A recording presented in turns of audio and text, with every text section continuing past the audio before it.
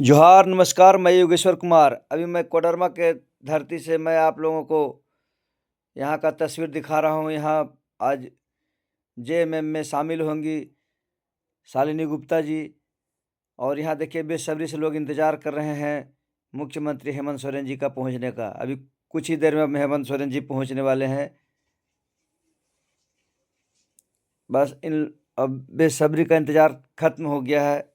हेमंत सोरेन जी बस कुछ ही पल में पहुँचने वाले हैं यहाँ। आप देख सकते हैं कि बस हेमंत सोरेन जी का गाड़ी का आगमन हो चुका है यहाँ।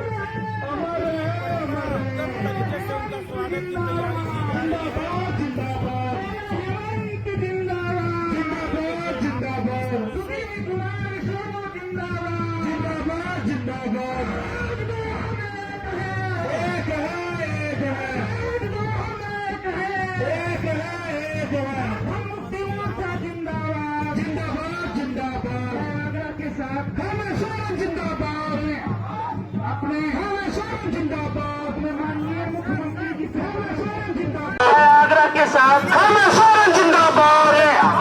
अपने हेमंत सोरेन जिंदाबाद। अपने माननीय मुख्यमंत्री जी से हेमंत सोरेन जिंदाबाद। उन्हें मंच पर अपने माननीय मुख्यमंत्री जी से आग्रह करूंगा कि वे सबसे पहले हमारे माननीय हेमंत सोरेन जी से आग्रह करूंगा कि 12 को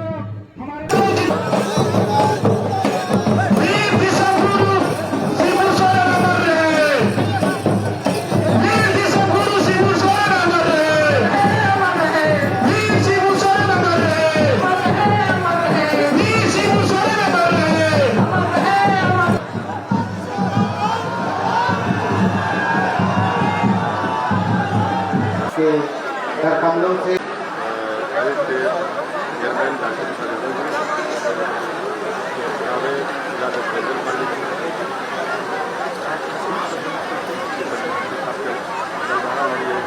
हमारे मंच पर उपस्थित श्री का स्वागत करें। नहीं,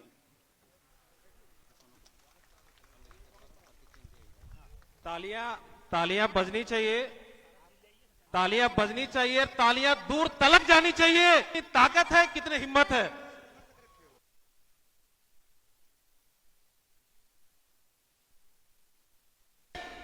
और हमारे बीच हमारे जिलाध्यक्ष बांध करके बोलिए है तैयार।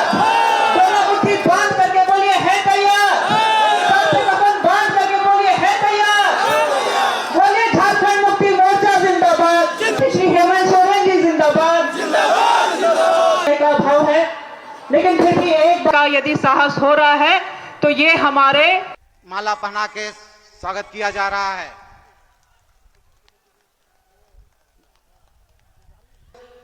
जय हिंद, जय झारखंड। झारखंड के शहीद अमर रहे। ढोड़ा कोला शंखनाद, ये जिंदाबाद, आप लोगों के नारे, ये ऊर्जा, ये जुनून, इसे आज एक नई दिशा मिलने वाली है। और हम सब लोगों ने जो 15 साल से लगातार संघर्ष किया, तपस्या की, क्षेत्र में मेहनत किया, आज उसके जिलाध्यक्ष अखिल भारतीय तूरी समाज तुरिया मुख्य मेरी ओर से बहुत बहुत आभार और जोहार। सदस्यता ग्रहण में मुख्य रूप से शालिनी गुप्ता जी और उनके साथ सैकड़ों लोग जिन्होंने आज झारखंड मुक्ति मोर्चा पर अपना आस्था जताया, उन सभी का भी मैं हार्दिक अभिनंदन करता हूं और पार्टी में इनका स्वागत करता हूं। आज कोडरमा जिला में झारखंड मुक्ति मोर्चा अपने राजनीतिक कार्यक्रमों को आगे बढ़ाते हुए एक और कड़ी झारखंड मुक्ति मोर्चा में आज जुड़ा और वो कड़ी है शालिनी गुप्ता जी और यहाँ उपस्थित सैकड़ों महिलाएं, नौजवान, बड़े बुजुर्ग। समय के बाद हम सब लोगों का एक अलग अपना राज्य बना। 25वां साल का ये झारखंड प्रदेश आज चूंकि झारखंड प्रदेश एकीकृत बिहार में एक कोने में बसता था, तो बिहार में चलाने वाले सत्ता की नजरें बहुत कम पड़ती थी और नतीजा झारखंड प्रदेश कई मायनों में पिछड़ा सा रहता था। हमारे आदरणीय गुरुजी शिबू सोरेन जी ने और अनगिनत झारखंडी वीरों ने एक लंबा संघर्ष कर अपना एक अलग राज्य बनाने का संकल्प लिया और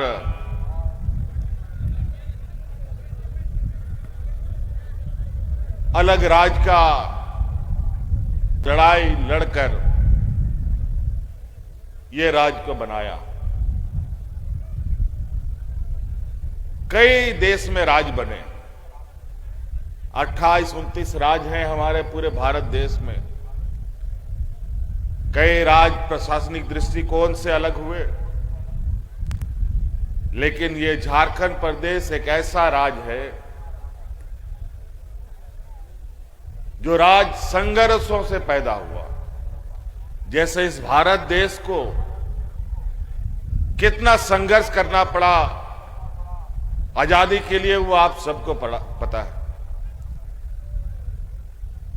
महात्मा गांधी जी से लेके भगत सिंह से लेकर के अनेक ऐसे शूरवीरों ने भारत देश के लिए अपने प्राणों की आहुति दे दी। ना जाने कितने लोग जेल गए, ना जाने कितने लोग देश के लिए कुर्बान हो गए।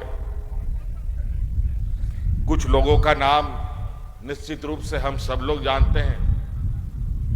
ठीक उसी प्रकार जब यह भारत देश आजादी का सपना भी नहीं देखता था, उससे कई वर्षों पहले आगे से झारखंड में यहां के आदिवासी मूलवासी अंग्रेजों से लोहा लड़ते थे। झारखंड के वीरों का भी आपको नाम याद होगा। भगवान बिरसा मुंडा, सिद्धू कान्हू, चांद भैरव, तिलका मांझी, बाद में कई विनोद बिहारी महतो, A.K. राय, और हाल फिलहाल तक आपने दिसम गुरु शिबू सोरेन जी को भी देखा, जो आज हमारे बीच में नहीं है। कितना संघर्ष किया था। यह हजारीबाग जेल से लेकर झारखंड के हर कोने का जेल झारखंड के आंदोलनकारियों से भरा पड़ा था। तब ये राज मिला है। देश आजादी की लड़ाई तो बहुत बाद में लोगों ने संघर्ष करना प्रारंभ किया। इस मायने से इस राज्य में कई ऐसे, ये राज्य अपने आप में एक ऐसा विरासत अपने कंधों पर लेके चल रहा है जो शायद ही किसी राज्य के पास हो।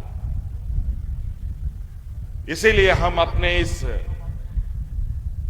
राज्य के प्रति अपने आप को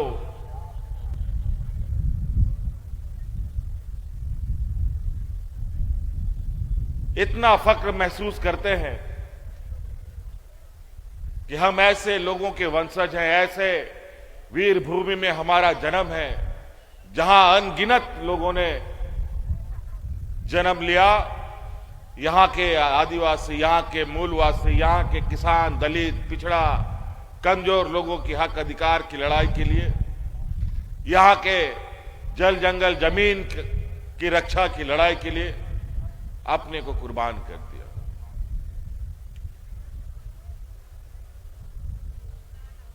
ना जाने कितने महिलाओं के मांग का सिंदूर उजड़ गया। अनाथ हो गए, तब जाकर के ये राज मिला। और ये प्रदेश देश का एक ऐसा क्षेत्र रहा है जिसने सदियों से, अंग्रेजों से लेके आज तक सिर्फ देने का ही काम किया।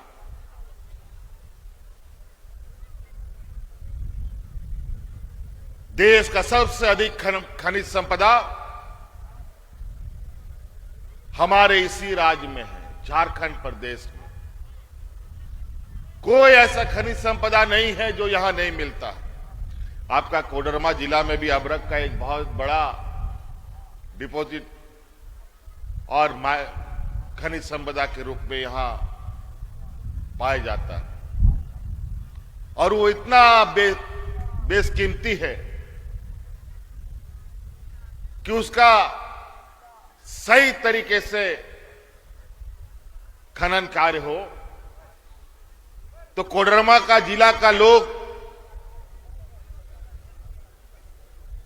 पेट पालने के लिए दूसरे राज्यों में मजदूरी करने के लिए जाने की जरूरत नहीं पड़ती। हमारा गांव देहात इतना गरीब गुरुआ नहीं होता।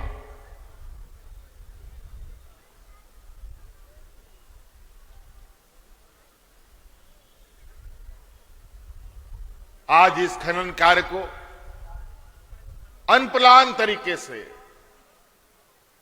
यहां पर उसका कार्य होता है,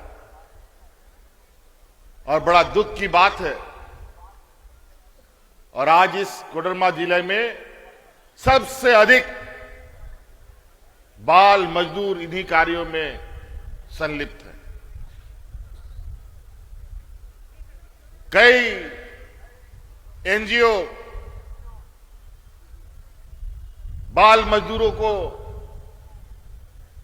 बचाने में लगी है। कल ही परसों एक बाल मजदूरों पर काम करने वाला बहुत बड़ा शख्स, मुझे नाम अचानक याद नहीं आ रहा है, वो इसी जिला में काफी सक्रिय है। तो कई ऐसी चीजें हैं जहां हमको आज हमारा गांव देहात, हमारा आने वाला पीढ़ी हंसता खेलता रहता। कोयला, लोहा, अब्रक, सारा कुछ हम लोग दिया। हमारे खनिज संपदा से दिल्ली, मुंबई, गुजरात चमकता रहा। हम लोग अंधकार में, भूखमरी में, गरीबी में हमें जीने पर मजबूर होना पड़ा। और ये योजनाबद्ध तरीके से झारखंड को गरीब और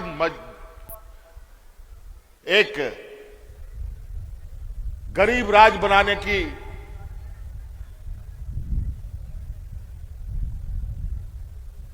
काम को अंजाम दिया गया। ऐसा नहीं था। देश आजाद होने के बाद यहां कारखाने, उद्योग लगे, लेकिन दुर्भाग्य से उसका लाभ हमारे झारखंडी भाइयों को नहीं मिला। क्यों? आप लोग कभी सोचते हैं क्यों झारखंड गरीब है?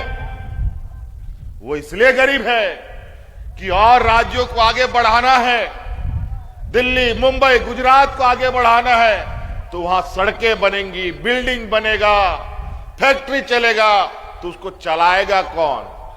सड़क बनाएगा कौन? वहां नाली बनाएगा कौन? बिल्डिंग बनाएगा कौन? उसके लिए तो मजदूर चाहिए। इसीलिए झारखंड, बिहार को लोगों ने मजदूर बना के छोड़ दिया।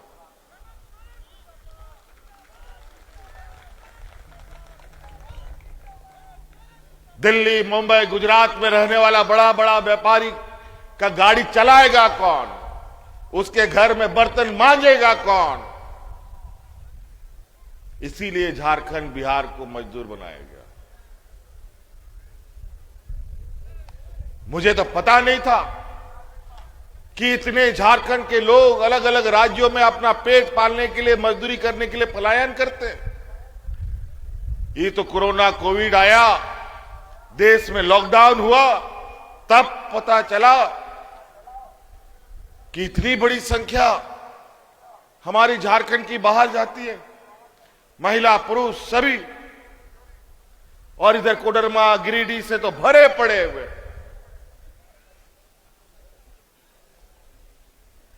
जब कोविड में सब देश में किसी ने नहीं शुरुआत की, कोई अपने मजदूरों को लाने के लिए तैयार नहीं।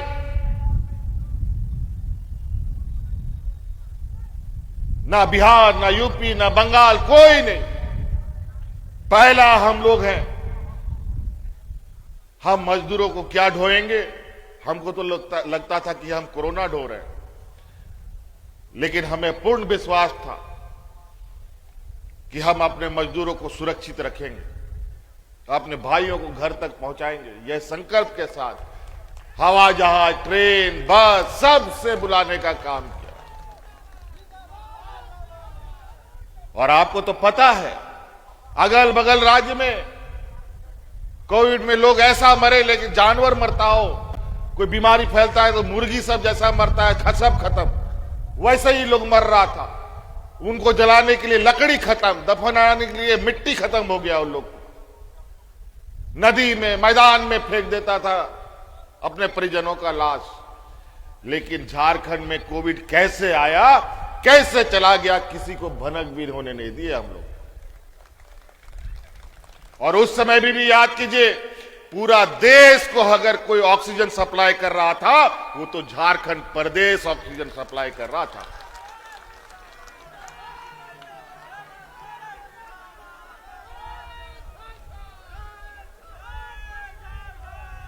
तो कई ऐसी चीजें हैं। और उस कोरोना के काल में भी हमारे राज्य से ऑक्सीजन जा रहा है। पता चला अचानक केंद्र सरकार ने पूरा ऑक्सीजन फैक्ट्री पे कब्जा कर लिया। हमारे कुछ हॉस्पिटलों में ऑक्सीजन की कमी होने लगी तो कागज पत्र मांगने लगा। हमने तुरंत दिल्ली में बात किया कि क्या बात है, हमारे अस्पतालों में ऑक्सीजन नहीं जा रहा है। तो नहीं, केंद्र सरकार ने रोक लगा दिया। तो हमने भी कहा तब केंद्र सरकार का भी रोक दो, यहां से कोई गैस नहीं जाएगा, पहले झारखंड को जाएगा तभी किसी राज्य को जाएगा। तब आनंद फानन में बोला नहीं, झारखंड प्रदेश के लिए कोई कागज पत्र का जरूरत नहीं है, जिसको ऑक्सीजन चाहिए वो यहां से ले सकता है। अजीब हालत। मतलब गरीब है तो इसका मतलब आप कुछ भी कर सकते हैं हमारे ऊपर। अब ऐसा नहीं चलेगा। राज तो हम लोग लड़ के लिया, और यही सोच करके शायद हमारे अगुआ नेता जो हम लोग के मार्गदर्शक लोग रहे, क्योंकि इस क्षेत्र में शिक्षा का भी अभाव बहुत रहा। यहां के लोग मानसिक रूप से कमजोर, आर्थिक रूप से कमजोर, बौद्धिक रूप से कमजोर। यही सोच करके लड़ के लिया झारखंड। अब राज्य अलग हो गया तो अपने से विकास होगा सबका। लेकिन राज मिलने के बाद जो 15-16 साल, 17 साल हम लोगों ने मंजर देखा, वो भी विचलित करने वाला था। इन 15 सालों में इस राज्य का वो हाल इन लोगों ने कर दिया, बच्चों को तो पढ़ाना बंद कर दो, सैकड़ों हजारों स्कूलों इन लोगों ने बंद कर दिया। लोग हाथ में राशन कार्ड ले लेकर के भात भात करके लोग मरता रहा। हम उसके गवाह हैं, क्योंकि उन घरों में हम जाते थे। फिर आदरणीय गुरुजी ने यह आदेश दिया झारखंड मुक्ति मोर्चा के सिपाहियों को कि झारखंड तो हम लोग लड़ के ले लिया, लेकिन जो स्थिति अभी बनी है इससे झारखंड बचेगा नहीं। इसलिए हर हाल में भारतीय जनता पार्टी को सत्ता से उखाड़ फेंकना होगा, नहीं तो यहां का आदिवासी मूलवासी कोई नहीं बचेगा। फिर हम लोगों ने मोर्चा खोला और फिर हम लोगों ने, ये हम लोग का दूसरा टर्म है, हम लोगों ने सरकार बनाई और आपको हम विश्वास दिलाते हैं और हम यहां कहने से हमें गर्व होता है कि 6-8 साल से हम लोग सरकार चला रहे हैं। एक भी व्यक्ति भूख से नहीं मरा। और आज रोजी रोजगार के लिए अगर कोई कहीं भी जाता है, देश हो या विदेश, कहीं पर भी उसके साथ कोई दुर्घटना घटती है तो उसके पार्थिव शरीर को चाहे वो विदेश में हो वहां से ला करके उनके परिजनों तक पहुंचाने का काम भी हम लोग करते हैं। पहले कौन कहां मर जाएगा, कहां जी जाएगा, कोई पूछने वाला नहीं। तो कई एक ऐसी चीजें हैं। हम तो कहते हैं हमारी सरकार रांची हेडक्वार्टर से चलने वाली सरकार नहीं है, हमारी सरकार गांव से चलने वाली सरकार है। और आपने देखा होगा कि पंचायत जहां सड़क नहीं है, लोग पैदल जाते हैं, वहां पर ट्रैक्टर से, बैलगाड़ी से, मोटरसाइकिल से पदाधिकारी लोग कंप्यूटर और प्रिंटर लेकर के ऐसे ही समियाना लगा कर, पंडाल लगा करके आपके दुख तकलीफों का, समस्या का हल कर रहे थे। कई एक बार सरकार आपके द्वार के माध्यम से पंचायतों में हमने पदाधिकारियों को भेजा। कई ऐसे लोग आज भी गांव में हमारे ऐसे हैं जो बीडीओ सीओ कौन है जानबे नहीं करता। डीसी एसपी तो बहुत दूर हो जाता है, और उसमें तो महिलाएं इतनी कि उनको तो बीडीओ सीओ तो छोड़िए, कर्मचारी भी कौन है वो भी नहीं पता रहता। तो हमने जो ब्लॉक ऑफिस है उसी को गांव में भेज दिया, और ये लगातार चल रहा है। और उसी का नतीजा है कि गांव की खबरें हमारे कानों तक आती है, गांव की तकलीफें, गांव की आवाजें हमारे कानों तक आती है। और आज इस गरीब राज्य को एक एक पायदान में कैसे वो मजबूती से अपना पैर रख पाए, इस पर हम लोग काम कर रहे हैं। आज इस राज्य की आधी आबादी जो महिलाएं हैं, उनको अपने पैरों पर खड़ा करने का जो हमारा वादा है, ये वादा हम निरंतर 2-1.5 साल से पूरा कर रहे हैं। आज के दिन में जैसे मोटरसाइकिल हो, गाड़ी हो, उसमें तेल नहीं भरिएगा तो एक कदम नहीं चलेगा। अगर आज आपके पॉकेट में पैसा नहीं रहेगा तो बुद्धि भी काम नहीं करेगा। आज हर महिलाओं को 2,500 रुपया देना मतलब सरकार का आधा बजट लगभग हम महिलाओं को देते हैं। और कई जगह तो हमारे भारतीय जनता पार्टी का लोग चुनाव जीतने के लिए झूठा वादा कर दिया, चुनाव जीतने के बाद कौन मैया को सम्मान, सब रफू चक्कर। ये लोग देने वाले लोग नहीं हैं, ये लोग लेने वाला लोग हैं, और हम लोग देने वाले लोग। यही फर्क उनमें और हम में।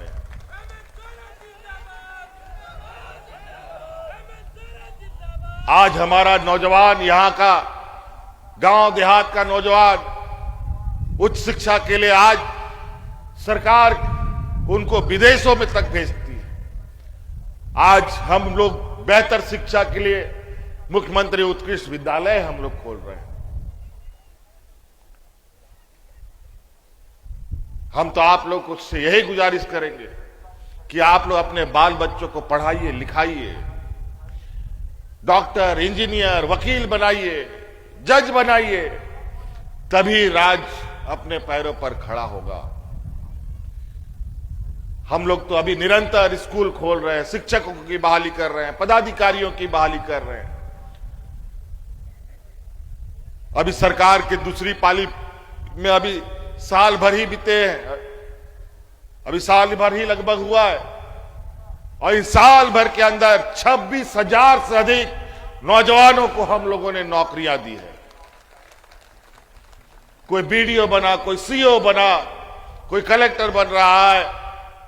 और बड़ा गर्व का बात होता है जब मंच पर आकर के वही अभ्यर्थी बोलता है कि आज मैया सम्मान योजना के बदौलत आज हमको ये नौकरी मिला है।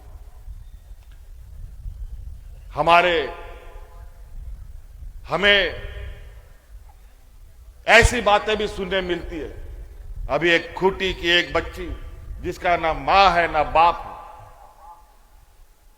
आज मैया सम्मान योजना के बदौलत आज इस राज्य में कलेक्टर की नौकरी पर आई है।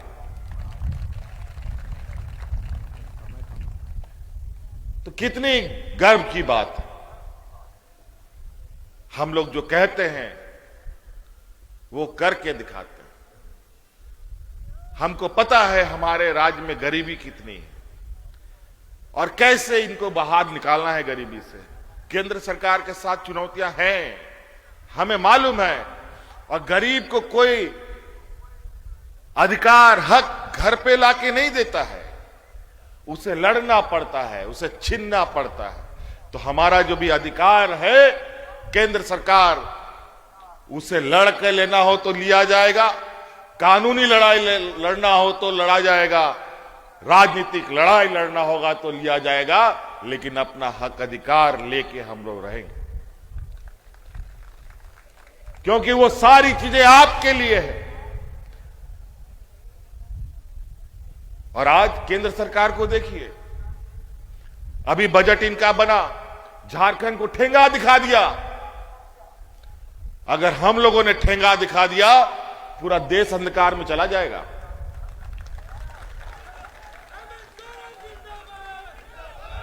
हम लोग इस संघीय ढांचा में कुत्ते बिल्ली की तरह नहीं लड़ना चाहते। आप लड़िए, आप राजनीतिक और लोकतांत्रिक ढंग से लड़िए। अगर उस तरीके से भी लड़ना होगा तो उसमें भी झारखंड पीछे नहीं है। हमारे पास इतनी ताकत है और वो ताकत उनको भी मालूम है। और आज केंद्र सरकार ने जो लगभग 52-53 लाख करोड़ रुपए का बजट बन रहा है, आज इन लोगों ने विदेश में अमेरिका के साथ ऐसा करार कर लिया है कि अपना बजट का 85% खर्चा अमेरिका को देके आएगा। बता 15% में देश कैसे चलेगा जी? कैसे चलेगा 15% में? किसको देगा, किसको नहीं देगा? इसमें पूर्णतया जो गैर भाजपा शासित राज्य है वही उन्हीं का हक अधिकार मराएगा। लेकिन हमारी पूरी नजर है, आज बड़े गर्व के साथ हम ये कहते हैं कि आज जो भी हम काम करें उस काम का सीधा फायदा हमारे राज्य के लोगों को मिले। और हम यहां बहुत सारे नौजवानों के मेरे कान तक में आवाज आ रहा है, कुछ आंदोलनकारी लोग भी हमारी मांगे पूरी करो, हमारी मांगे पूरी करो। मैं आप सभी नौजवानों से कहना चाहता हूं, आप भी हमारे, चूंकि आज बतौर मुख्यमंत्री हैं तो हमारी जिम्मेवारी है, लेकिन जिम्मेवारी भी है, लेकिन आपकी भी मांग जायज है तो निश्चित रूप से उस मांग पर सरकार गंभीरता से विचार करती है। आज जेपीएससी का एग्जाम निकलने वाला है। अलग अलग जगहों से हमारे नौजवान हमको बोल रहे हैं कि थोड़ा उम्र सीमा घटा दो, थोड़ा उम्र सीमा घटा दो। हमने कहा अब तो हम लगातार, ये लोग 20 वर्षों में 4 बार एग्जाम ले पाए, हमने तो मात्र 5 वर्षों में 5 बार एग्जाम ले लिया। अब तो रेगुलर्स आ गया, कितने को हम उम्र छान दे, और नई पीढ़ी को भी तो मौका देना है। लेकिन अगर उनकी मांगे जायज है तो उस पर भी हम एक सकारात्मक विचार करते हैं। आज बेहतर शिक्षा के लिए, क्योंकि यहां पर आदिवासी, दलित, पिछड़ा लोग कई मायने में हमेशा पिछड़ा रह जाता है। आज इनको लेकर के हम लोगों ने कार्य योजना बनाया कि अविलंब हमारे बगल के चतरा जिला में अंबेडकर विश्वविद्यालय बनाएंगे, जहां हम बाबा अंबेडकर भीमराव अंबेडकर जी को एक श्रद्धांजलि समर्पित करते हुए यहां पर उनके समुदायों के लिए एक बेहतर और बड़ा विश्वविद्यालय हम लोग खोल पाए। पहली बार झारखंड को दुनिया का सबसे ऊंचा वैश्विक मंच में पहुंचाने का हम लोगों ने काम किया। आज हमारे नौजवान विदेशों में शिक्षा ग्रहण कर रहे हैं। जो अंग्रेज यहां पर जुल्म ढाते थे, यहां के लोगों को अंग्रेजों के सामने में कुर्सी में बैठना औकात नहीं था। यहां के लोगों को माइक में तो बोलना दूर, आज उसी अंग्रेज के बगल में आज झारखंड का नौजवान बैठ करके शिक्षा ग्रहण कर रहा है।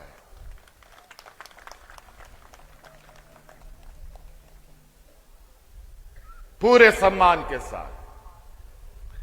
तो साथियों, बातें बहुत है। आज शालिनी गुप्ता जी आई हैं। मैंने शालिनी गुप्ता जी को कई लंबे समय से इनके संघर्ष को मैंने बहुत ध्यान से देखा। शालिनी गुप्ता जी में क्षमता है, समर्पण भी है, लेकिन कभी कभी होता ये है, हम तो बोलते हैं, अनेकों लोग आएंगे आपको अलग अलग तरीके से भाषण देने, लच्छेदार मीठे मीठे बातें बोलने, कई राह दिखाने वाले लोग भी आएंगे। इतने लोग आएंगे कि आपको पता नहीं चलेगा कि कौन सही है कौन गलत है।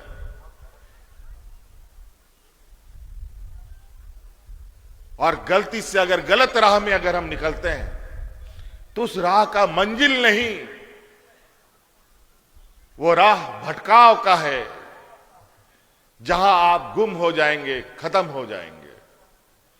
लेकिन हम लोग ऐसे मार्गदर्शक लोगों के सिपाही हैं जिन लोगों ने हमें मंजिल भी दिखाया, राह भी दिखाया और मंजिल तक पहुंचा करके भी दिखाया है। तो इसीलिए हम लोग राज्य के इस 3.25 करोड़ लोगों को हमेशा ये बात बोलते हैं, आज नहीं तो क्या जरूरत था, क्यों 15-17 वर्षों में इस राज्य में लोग भूख से मरने लगे, क्यों यहां के नौजवान किसान पलायन के लिए मजबूर हुआ।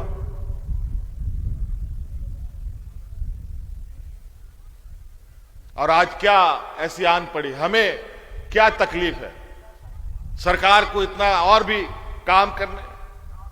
लोग ऐसे ही बदनाम करता है कि ठेका टेंडर और इधर उधर में सब कमीशन खोरी चलता है। अब महिलाओं को सम्मान दे रहे, इसमें कौन कमीशन सरकार को मिल रहा है, हमको बता दो। एक बटन दबता है तो सीधे महिलाओं के खाता में चला जाता है, कोई बिचौलिया बीच में नहीं है।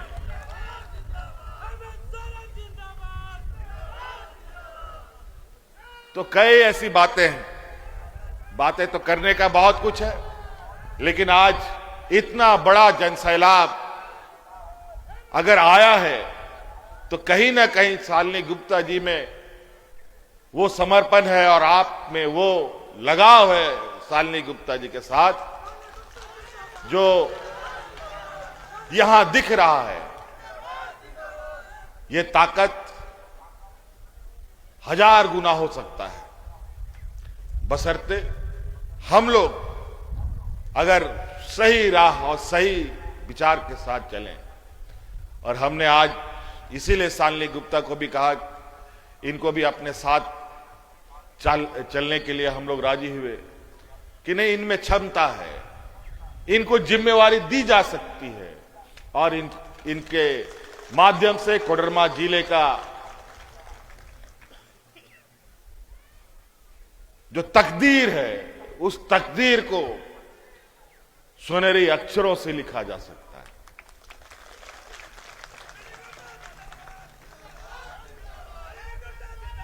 आज मुझे पता है शालिनी गुप्ता जी अपने इस सामाजिक कार्यों के अनुरोध के साथ साथ ये पारिवारिक रूप से भी कई झंझावातों से जूझ रही हैं। उसके बावजूद आपके दुख तकलीफ में ये सदैव खड़ा रहने वाली महिला और महिलाओं को आगे आने में कितनी अड़चनें होती है वो मैं जानता हूं। और आज उसी का एक भरपाई है कि हमने शालिनी गुप्ता जी को संगठन के साथ हमारे साथ चलने के लिए पार्टी का एक सहयोगी बनाया है। और निश्चित रूप से आने वाला समय में आप देखेंगे, अगर हम लोग कोडरमा में एक बेहतर भविष्य का सोच रखते हैं तो आपको वो चीजें कहीं मिलेगी, कहीं दिखेगी तो शालिनी गुप्ता जी के ही बीच में दिखेगी। तो इसीलिए साथियों,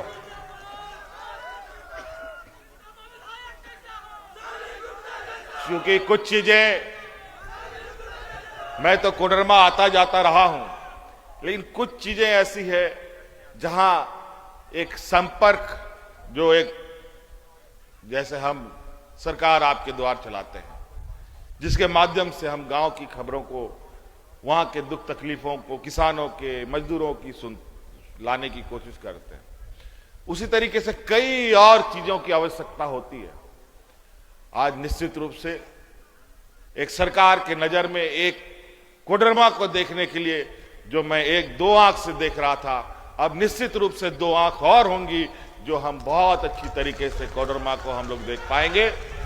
आप सब लोगों को यहां पर बहुत बहुत आने के लिए आभार और पार्टी में आस्था जताने के लिए बहुत बहुत शुक्रिया अदा करते हुए, क्योंकि आज हम लोग का कैबिनेट भी है और कई व्यस्त कार्यक्रम है, वापस जाना है। इन्हीं बातों के साथ आप लोगों से विदा लेते हुए अपनी वाणी को समाप्त करता हूं।